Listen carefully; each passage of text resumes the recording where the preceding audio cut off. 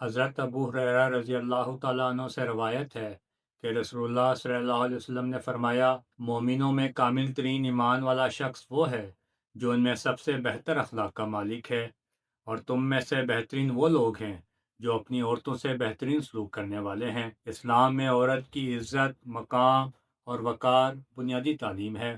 حضرت مسیح موعود علیہ الصلوۃ والسلام اور خلفائے احمدیت نے بارہا واضح فرمایا ہے کہ ایک مومن مرد کے اخلاق کی پہچان یہ ہے کہ وہ اپنی بیوی، بیٹی، بہن اور ماں کے ساتھ نرمی، شفقت اور انصاف سے پیش آئے۔ عورت کو کمتر سمجھنا، اس پر ظلم کرنا یا اس کے جذبات کو مجروح کرنا اسلامی تعلیمات کے خلاف ہے۔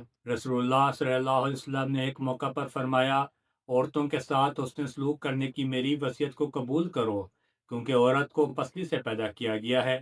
اگر تم اسے سیدھا کرنے کی کوشش کرو گے تو توڑ بیٹھو گے، اس لیے عورتوں کے ساتھ حسن سلوک کی وصیت کو قبول کرو۔